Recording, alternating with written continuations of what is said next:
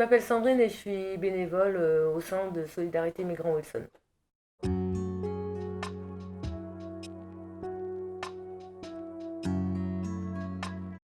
Quand je suis arrivée à Saint-Denis, donc il y a à peu près un an de ça, je me suis aperçue qu'il y avait des femmes, enfin des familles syriennes à la rue.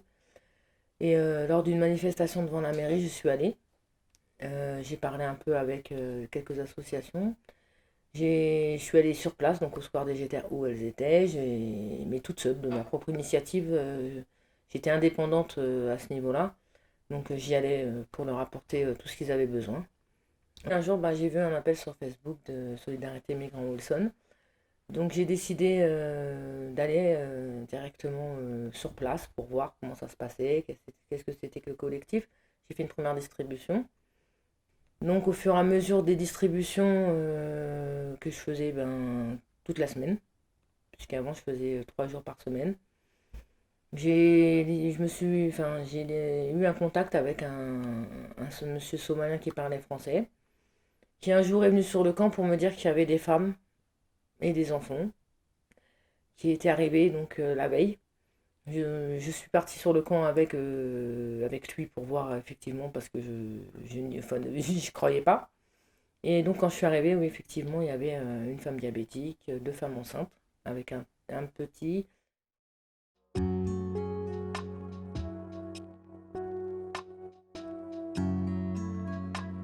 Vu qu'on est arrivé dans une période au début où ça allait, il faisait pas très froid, mais le froid a commencé à arriver. Elles n'avaient pas de chaussures, elles n'avaient pas du tout de chaussures, et donc elles étaient la plupart en tongs, et j'avoue que c'était pas trop terrible de marcher avec enfin, sur un terrain des fois boueux puisqu'il avait plu.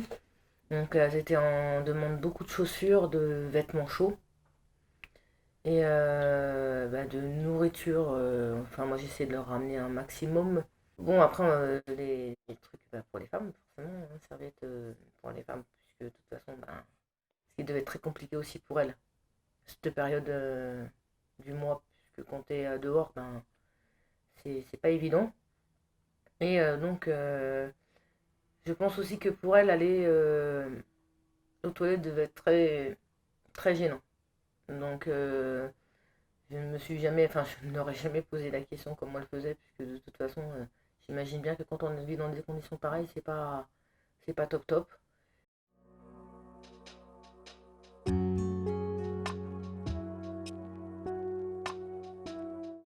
conditions d'hygiène étaient c'était, on va dire, très précaires, puisque en fait, pas possibilité de prendre de douche. Euh, Elles étaient à la fin du camp, là où les hommes de tout devant du camp allaient faire leurs besoins. Donc du coup, les odeurs, tout ça, c'était pas très très très agréable pour elles. Niveau intimité aussi, parce que bon, quand on est une femme, on aime bien avoir son intimité. Au niveau de l'hygiène, puisqu'elles ne pouvaient pas se déplacer, elles étaient très demandeuses de beaucoup de lingettes, de manière à pouvoir quand même se faire une toilette tous les jours. Donc pour ça, le caddie rempli de lingettes que je ramenais assez fréquemment. Elles étaient très heureuses d'ailleurs quand je ramenais des lingettes, dispatchées un peu dans tout. Donc au fur et à mesure du temps, euh, je pense qu'elles enfin, elles se sont habituées sans s'habituer, quoi, parce qu'on ne s'habitue pas à ce genre de situation-là. Mais elles étaient quand même toujours très, très, comment dire, elles avaient le sourire quand elles me voyaient arriver parce qu'elles savaient que j'allais leur ramener des choses pour elles, des choses bon, plus intimes aussi. Et surtout des trucs pour qu'elles puissent en fait avoir une certaine vie, enfin une certaine hygiène.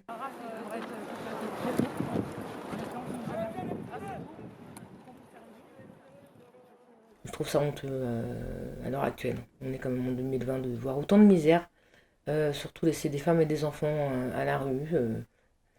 C'est c'est inadmissible, c'est incompréhensible.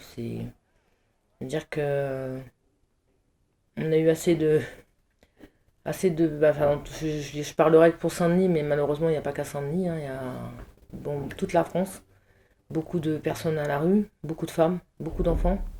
Et je pense qu'il faudrait peut-être un petit peu qu'il y ait des textes de loi qui soient changés.